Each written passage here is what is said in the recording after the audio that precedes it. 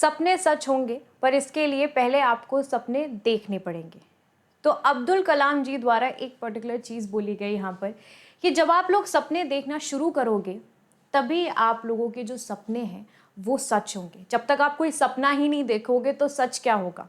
हम रात में सोते हैं और कोई ना कोई सपना देखते हैं। वैसा सपना नहीं देखना है आपको, आपको देखना है एक ऐसा सपना जिसको पूरा करने के लिए आप लोग पूरी शिद्दत से तैयार हो जाओ। और ये ज़रूरी भी है, जैसे कि अगर आप लोग किसी भी गवर्नमेंट एग्ज़ाम की तैयारी कर रहे हो तो इसका सपना आप लोगों ने देखा है, बचपन से आप लोग इस चीज़ के लिए तैयार हो रहे हो। तो सपने ज़रूर देखो, पर उनको साकार करने की भी हिम्मत पूरी रखो, दृढ़ निश्चय रखो, इतना डिटरमाइन हो जिससे कि आप जो भी सपना देख रहे हो वो साकार कर पाओ। तो इसी मोटिवेशनल कोट के साथ आज हम लोग स्टार्ट करेंगे अपनी क्लास को। मेरा नाम है आदिति और देखिए आज हम लोग किस टॉपिक पर यहाँ पर बात करने वाले हैं। चलिए तो स्टार्ट करते हैं। देखिए टॉपिक है आपका मेडिकल टर्मिनेशन प्रेगनेंसी एक्ट। अब देखिए हिंदुस्तान जैसे देश में इस प्रकार की चीज़ इंट्रोड्यूस करना थोड़ा सा मुश्किल है, क्योंकि हमारी सोसाइटी कैसी है, पेट्रियार्कल सोसाइटी। वहाँ पर अबॉर्शन जैसी चीज़ सिर्फ और सिर्फ विवाहित महिलाओं के लिए ही हो सकती है। कोई अविवाहित स्त्री यानी कि कोई अनमैरिड वुमेन अगर प्रेग्नेंट भी हो जाती है तो भी उस पर कई सारी तोहमत लगाई जाती हैं। वहीं पर कोई प्रेग्नेंट महिला जो है, अगर उसका यहाँ पर अबॉर्शन हो रहा है या उसके, देखिए इसके बहुत सारे कारण हो सकते हैं। एक, अगर महिला अपने कंसेंट से कराना चाह रही है तो बहुत अलग चीज़ें हो सकती हैं, उसकी खुद की मेडिकल कंडीशन हो सकती है, बच्चा जो है वो स्वस्थ नहीं है इस वजह से हो सकता है। और कभी कभी ये चीज़ें इलीगल भी होती है। कैसे कि क्या पता जब लोग जेंडर भी यहाँ पर पता कर लेते थे तो उस टाइम पर क्या होता था कि अगर गलती से भी उन लोगों को पता चल गया कि जो माँ है उसके पेट में अगर लड़की है तो उसको वहीं पर मारने की कोशिश की जाती थी। तो ये जो पर्टिकुलर एक्ट है इसको यहाँ पर लेके आया गया, जिससे कि यहाँ पर जो अविवाहित महिलाएं भी हैं, जो अनमैरिड वुमेन्स भी हैं, वो भी यहाँ पर अबॉर्ट करवा सके, टर्मिनेट करवा सके अपनी प्रेगनेंसी को, जिससे कि उनके आगे का जो जीवन है वो यहाँ पर बेटर रहे। चलिए तो स्टार्ट करते हैं इस टॉपिक से। देखिए आज हम लोग इस चीज़ में क्या क्या पढ़ेंगे। तो देखिए सबसे पहले एक आंकड़ा जो है, जो एक आंकड़ा यहाँ पर लगाया जा रहा है कि हमारे देश में 70 लाख गर्भपात हर वर्ष होते हैं। यानी कि हर साल हम लोगों को कितने 70 लाख आपको गर्भपात देखने को मिलते हैं। अब देखिए ये जो आंकड़ा है ना, ये आंकड़ा कोई रजिस्टर्ड आंकड़ा नहीं है, क्योंकि अगर इस प्रकार से अगर हम देखें तो बहुत सारे जो अबॉर्शन हैं वो होते हैं, ठीक है। इससे कहीं अत्यधिक आंकड़ा होगा, ये तो बहुत कम आंकड़ा यहाँ पर बताया है, कोई डॉक्यूमेंटेड आंकड़ा नहीं है। पर हाँ आप लोगों के लिए अवेयरनेस के लिए बताया जा रहा है कि देखिए हमारे देश में, हमारा जो देश है उसमें 70 लाख हर वर्ष गर्भपात होते हैं, यानी कि अबॉर्शन होते हैं। और जिसमें से 50% जो अबॉर्शंस हैं वो कैसे होते हैं, इलीगल होते हैं, उनको कंसिडर किया जाता है इलीगल अबॉर्शन। तो आप सोचिए कि जो गर्भपात हो रहे हैं यहाँ पर वो इलीगल, अवैध हो रहे हैं। कितने, 50%। ये चीज़ आप लोग यहाँ पर देख सकते हो, which is totally wrong. Okay चलिए आगे बढ़ेंगे हम लोग यहाँ पर। अब देखिए जो ये आपका medical termination of pregnancy act जो आया है, अब ये किस चीज़ से रिलेट करता है। देखिए medical termination of pregnancy act जो आपका संबंधित है वो यहाँ पर सुप्रीम कोर्ट ने इसको क्लैरिफाई किया है। क्लैरिफाई यानी कि स्पष्ट रूप से समझाया है कि ये हम लोग यहाँ पर क्यों लेकर आ रहे हैं और क्यों यहाँ पर जो अविवाहित स्त्रियां हैं उनके लिए भी इसको इम्पोर्टेंट कर दिया गया है। क्योंकि देखिए अगर कोई महिला किसी बच्चे को जन्म दे रही है तो ये उसका खुद का अपनी मर्जी है, और वो नहीं देना चाहती वो भी उसकी मर्जी है, क्योंकि ये उसके शरीर की बात है। अगर उसके शरीर में कोई भी चीज़ ऐसी है जो वो चाहती है कि उसे नहीं रखनी है तो ये उसका फ्रीडम है। और अगर देखा जाए जो अनुच्छेद 21 है यानी कि आर्टिकल 21, वो महिलाओं को उनकी प्रजनन स्वतंत्रता देता है। प्रजनन स्वतंत्रता मतलब रिप्रोडक्टिव फ्रीडम, उनकी जो रिप्रोडक्टिव फ्रीडम है उसका राइट है। अगर कोई भी महिला है उसे नहीं रखना है बच्चा, तो वो यहाँ पर अपनी स्वीकृति से उसको हटा सकती है। यही चीज़ सुप्रीम कोर्ट ने हाल फिलहाल में क्लैरिफाई करी है। अच्छा देखिए, सेम मुद्दा जो है वो यूएसए में भी उठा, ठीक है, और हमारे देश में भी उठाया। हमारे देश में ये प्रोग्रेस की तरफ आगे बढ़ रहा है, बट हाँ यूएसए में थोड़ा सा नेगेटिव स्टेट पे चला गया है, ठीक है।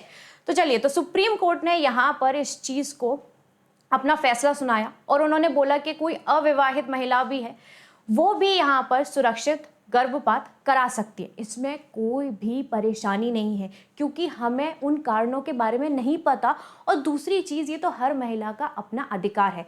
तो अनुच्छेद 21 के तहत यहाँ पर महिलाओं को अपनी रिप्रोडक्टिव जो राइट्स हैं, जो फ्रीडम है, वो यहाँ पर वो अपने लिए कर सकती है। ओके, तो ये चीज़ यहाँ पर हाल फिलहाल में सुप्रीम कोर्ट ने क्लैरिफाई क्यों करी, क्योंकि अभी रिसेंटली एक महिला जो थी वो यहाँ पर सुप्रीम कोर्ट में आई और अपना बेसिकली उनकी जिससे शादी होने वाली थी उसने शादी नहीं करी और वो यहाँ पर प्रेग्नेंट थी। तो वो उस अबॉर्शन के लिए, क्योंकि अब उन्हें अबॉर्शन कराना था, तो इसीलिए सुप्रीम कोर्ट के पास गई कि भाई मैं अनमैरिड हूँ, मैं तो मैरिड नहीं हूँ, मेरा तो जो लाइफ पार्टनर होने वाला था वो तो मुझे छोड़ के चला गया, अब मैं क्या करूँगी बच्चे का।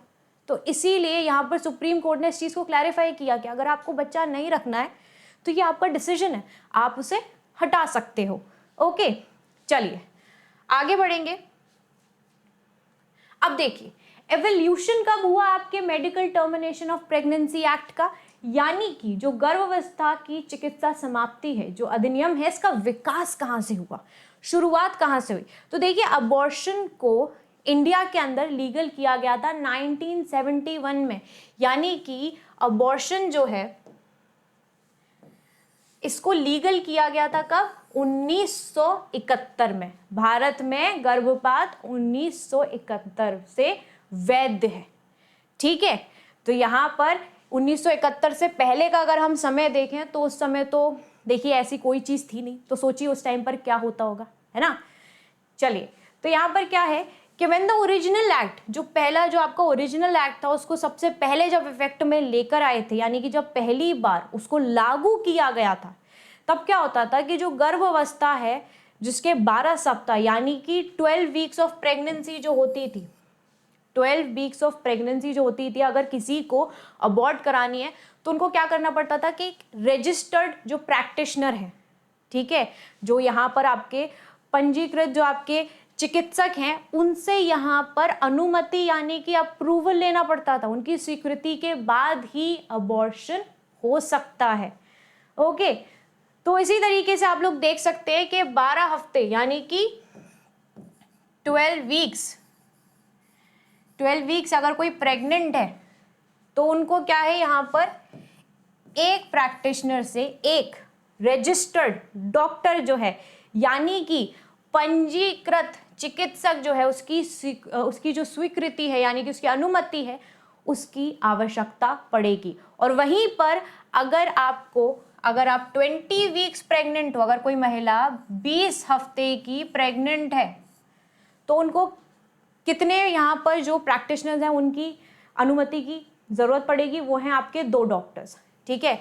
तो करीब से करीब यहाँ पर 2 डॉक्टरों की अनुमति लेनी पड़ेगी। तो ये चीज़ आप लोग यहाँ पर देख सकते हो कि 1971 में, यानी कि जो आपका ओरिजिनल एक्ट है, उसमें यहाँ पर ये बताया गया है कि अगर 12 हफ्ते के आप प्रेग्नेंट हो, आप अबॉर्शन करा रहे हो, तो एक यहाँ पर जो रजिस्टर्ड डॉक्टर है उसका अप्रूवल आपको चाहिए।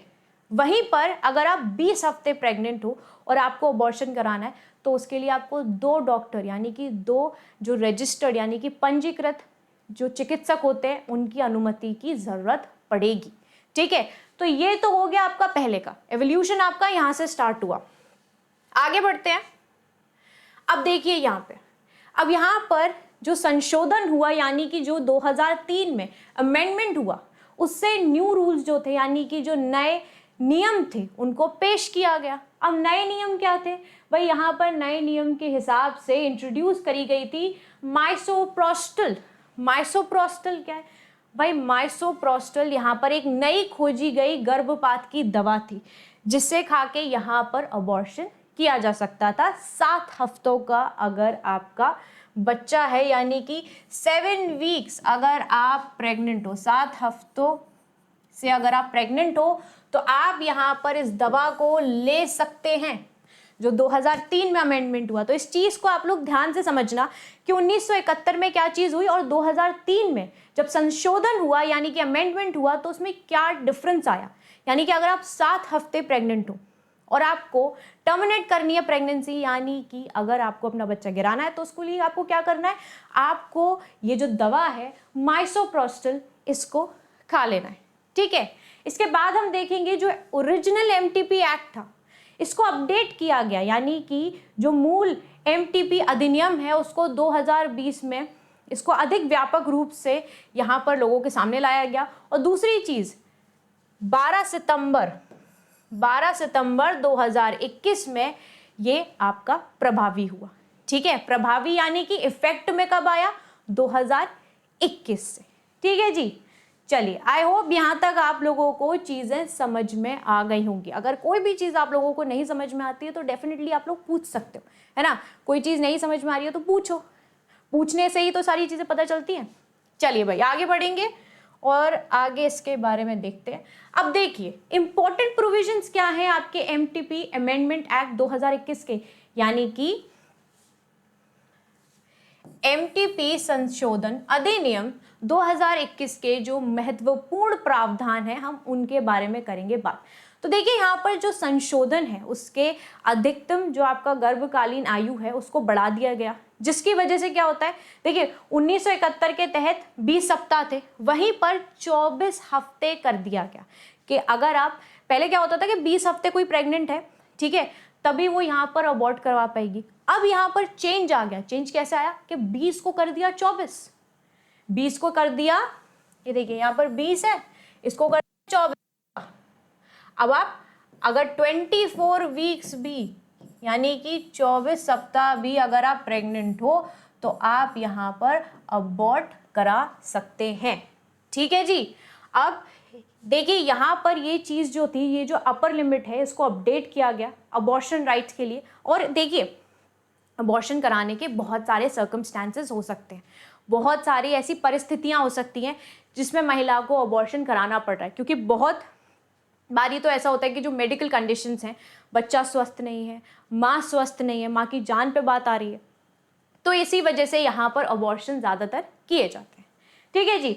अब यहाँ पर एक सिंगल क्वालिफाइड मेडिकल प्रोफेशनल जो है उसका ओपिनियन आपको लेना पड़ेगा अगर आप लोगों को 20 हफ्ते की जो प्रेगनेंसी है उसको अबॉर्ट कराना है, यानी कि गर्भावस्था में 20 सप्ताह तक एमटीपी तक पहुंचने के लिए एक योग्य चिकित्सा जो आपके डॉक्टर हैं उनकी राय की जरूरत पड़ेगी। ओके, चलिए आगे बढ़ेंगे यहाँ पर। अब देखिए, अब 20 हफ्ते से 24 हफ्ते तक जो ओपिनियन है वो आपको दो डॉक्टर की यहाँ पर लेनी पड़ेगी। देखिए अभी हम लोगों ने क्या पढ़ा था कि 20 हफ्ते तक हमें चाहिए सिर्फ एक डॉक्टर की, 20 हफ्ते तक 24 वीक्स तक जाएंगे तो किसकी जरूरत पड़ेगी, 2 डॉक्टर्स की, 2 रजिस्टर्ड मेडिकल प्रैक्टिशनर्स की, जिसे हम क्या बोलते हैं, RMP। ठीक है, registered medical practitioners. All right, तो यहाँ पर जो आपके 2 पंजीकृत जो चिकित्सक हैं उनकी राय की आवश्यकता पड़ेगी जब आप 20 सप्ताह से 24 सप्ताह यानी कि 24 सप्ताह 24 वीक्स प्रेग्नेंट हो, तो 2 जो आपके रजिस्टर्ड प्रैक्टिशनर्स हैं, मेडिकल प्रैक्टिशनर्स हैं, उनकी जो अप्रूवल है उसकी ज़रूरत आपको पड़ेगी ही पड़ेगी। ऑल राइट, चलिए अब यहाँ पे देखते हैं कि अगर जो डॉक्टर है वो रिकमेंड करते हैं, ठीक है, उनकी जो रिकमेंडेशन है वो प्रोवाइड करी जाती है, ठीक है, and it is been authorised and it is requested for at least one of the following reasons, it will be granted under this act provision. तो यहाँ पर देखिए कि यदि डॉक्टर की सिफारिश प्रदान की जाती है और निम्नलिखित कारण, जो यहाँ पर निम्नलिखित कारण दिए गए हैं, इनमें से कम एक के लिए प्राधिकरण का अनुरोध किया जाता है, तो यह इस अधिनियम के प्रावधानों के तहत प्रदान किया जाएगा। ठीक है, तो यहाँ पर 2 आपको जो पॉइंट्स हैं वो दिए गए हैं। सबसे पहला है कि यदि गर्भवती महिला जो है उसका जो गर्भावस्था है, ठीक है, वो जारी रखने से उसके जीवन के लिए जोखिम है, यानी कि महिला की जो लाइफ है, जो उसका जीवन है, वो खतरे में है अगर वो इस बच्चे को रखती है। तो उस केस में महिला अबॉर्ट कर सकती है, वो यहाँ पर अपना गर्भपात जो है वो कर सकती है। और यदि गर्भावस्था के जारी रहने से महिला के शारीरिक या मानसिक स्वास्थ्य को गंभीर चोट लगती है तो उस समय भी वो गर्भपात करा सकती है। अगर ये दो कंडीशन यहाँ पर हैं, अगर ये दो अधिनियम यहाँ पर हैं, तो उसके चलते यहाँ पर आप लोग देख सकते हैं कि इस प्रकार की चीज़ें हो सकती हैं, यानी कि गर्भपात जो है वो हो सकता है और डॉक्टर तभी अप्रूवल देगा। अब देखिए, डॉक्टर यहाँ पर किसी भी ऐसी चीज़ पे तो अप्रूवल दे नहीं देगा, है ना, कोई ना कोई कारण तो चाहिए। तो दो कारण यहाँ पर हैं जिनके तहत अगर कोई भी महिला इन दोनों ही दौर से गुजर रही है तो उसका गर्भपात आसानी से हो सकता है और जो आपके मेडिकल प्रैक्टिशनर हैं वो भी यहाँ पर अनुमति दे देंगे। ठीक है जी, चलिए आगे बढ़ते हैं। आगे बात करते हैं हम ground for termination of pregnancy up to 24 weeks. अब देखिए, यहाँ पर 24 सप्ताह तक के जो गर्भ को समाप्त करने के लिए किस चीज का आधार चाहिए। तो देखिए, दो पंजीकृत चिकित्सक जो हैं उनकी राय लेने के बाद गर्भावस्था को नीचे दी गई शर्तें, अब शर्तें कौन कौन सी हैं वो हमें देखनी होंगी।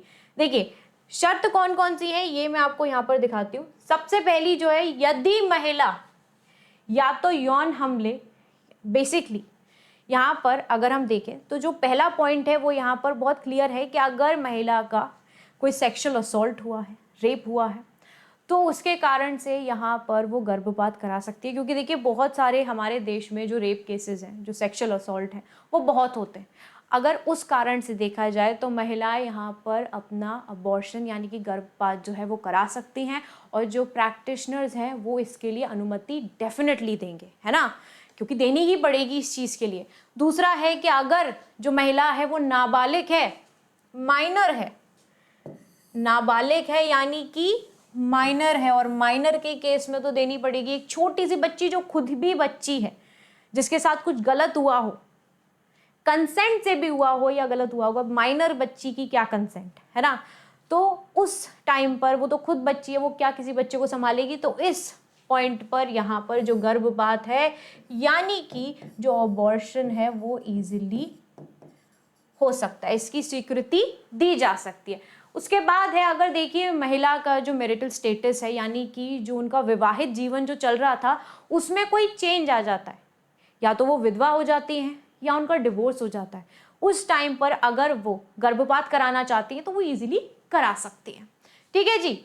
इसके बाद आप देखोगे कि अगर वो किसी भी मेजर फिजिकल डिसेबिलिटी से यानी कि कोई भी शारीरिक अक्षमता से गुजर रही हैं तो उस टाइम पर भी वो गर्भपात करा सकती हैं। अगला आप देखोगे कि जीवन के साथ असंगत भ्रूण की विकृति या गंभीर रूप से विकलांग बच्चे का जन्म। अब देखिए, बहुत जो आपकी स्कैनिंग्स वगैरह होती हैं बच्चों की, ठीक है, जब आप प्रेग्नेंट हो तो उस टाइम पर स्कैनिंग्स वगैरह होती है तो उसमें पता चलता है कि बच्चे की जो ग्रोथ है वो कैसी। मान लीजिए किसी बच्चे की ग्रोथ ही नहीं है, कुछ प्रॉब्लम उसको आ रही है, तो उस टाइम पर क्या होता है कि अब देखिए ऐसे बच्चे को जन्म देना यहाँ पर, है ना, जो कि खुद भी आगे जाके परेशान रहे, तो उस टाइम पर क्या होता है कि महिलाएं ये सारी चीज़ें देखकर अपना अबॉर्शन जो है वो करा लेती हैं। ठीक है। फिर उसके बाद यदि महिला मानवीय स्थिति या आपदा में स्थित है या सरकार द्वारा घोषित आपातकाल में फंस गई है तो उस टाइम पर भी वो यहाँ पर अबॉर्शन यानी कि गर्भपात करा सकती हैं। ओके, तो ये कुछ कंडीशंस हैं यानी कि ये कुछ पॉइंट्स हैं जिनके तहत यहाँ पर जो प्रैक्टिशनर्स भी हैं वो भी यहाँ पर स्वीकृति दे देते हैं कि आप गर्भपात करा सकते हो। तो ये कंडीशंस हैं, इन सारे पॉइंट्स को आप लोग यहाँ पर याद रखना, ठीक है, क्योंकि आगे चल के मैं आपको दूंगी एक क्वेश्चन जिसको यहाँ पर एक मेंस का क्वेश्चन दूंगी जिसका आंसर आपको लिखना है। ठीक है, तो ये सारे पॉइंट्स जो हैं वो इंपॉर्टेंट रहेंगे आपके आंसर के लिए। ऑलराइट, चलिए आगे बढ़ते हैं। नाउ एक्सेप्शंस क्या है यानी कि अपवाद क्या है।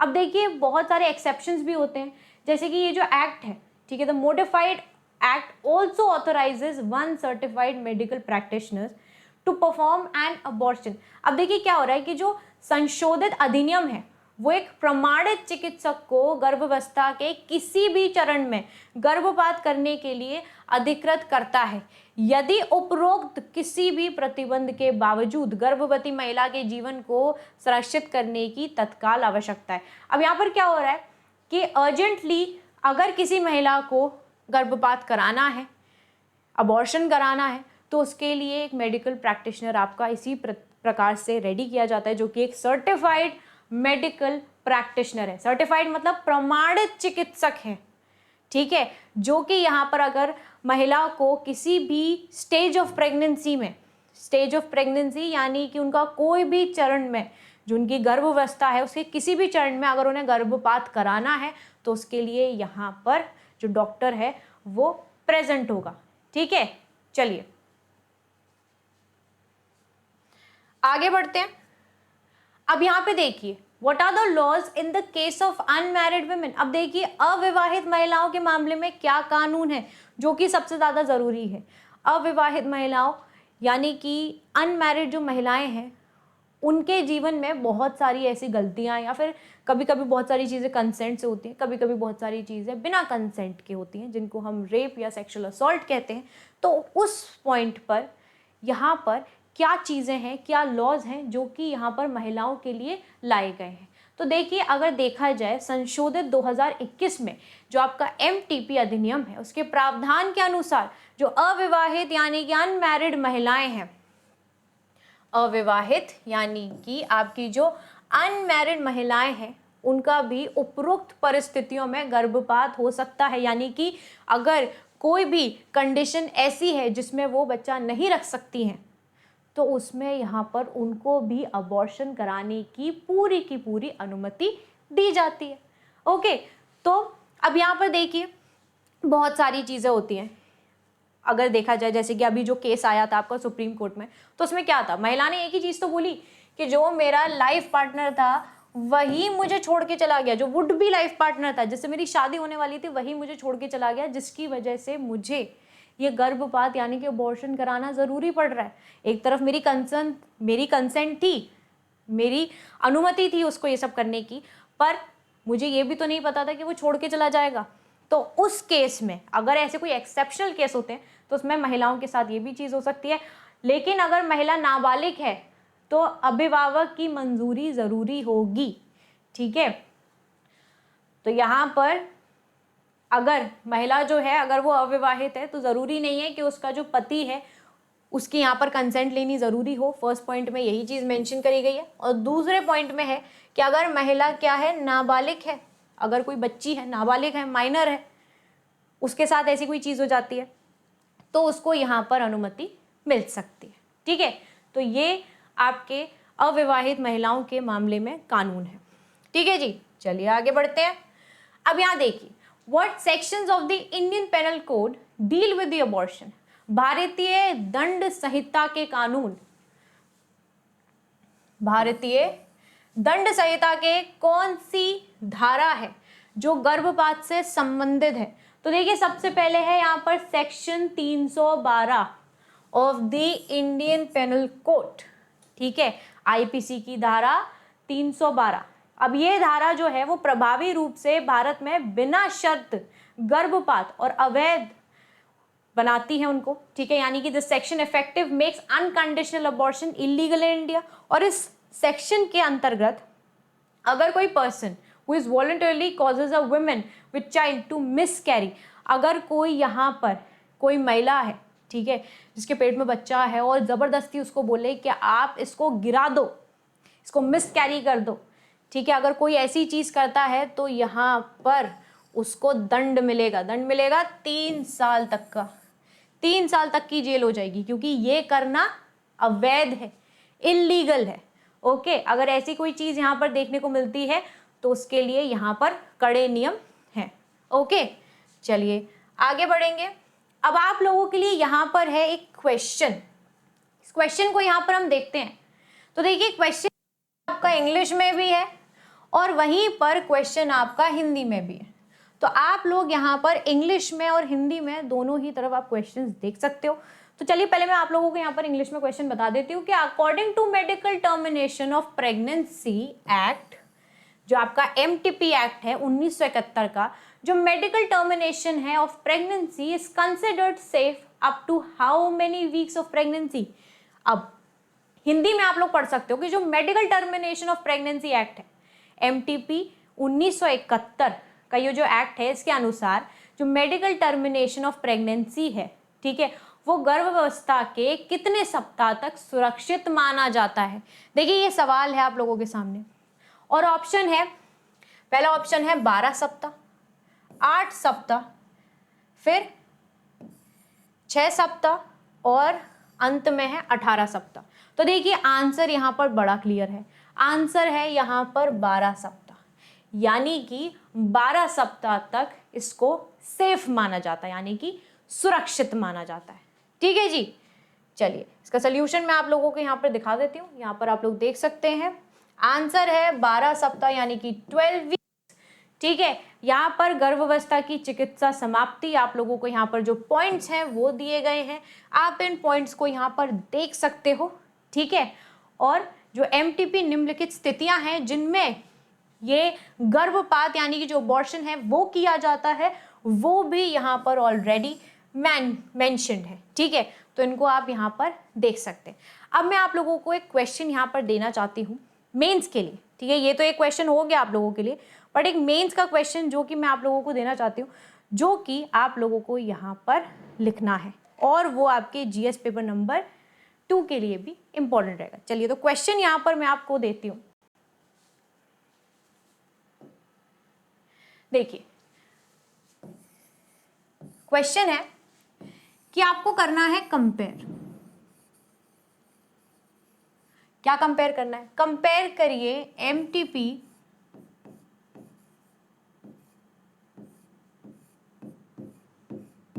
एक्ट 1971। ठीक है, कंपेयर करना है आपको एमटीपी एक्ट 1971 वाला। ठीक है, और किसके साथ कंपेयर करना है आपको? इसको आपको कंपेयर करना है विद एमटीपी एक्ट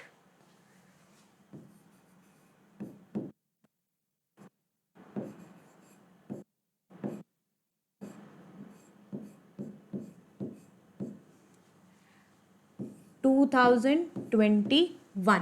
ठीक है, तो ये आपको करना है कंपेयर।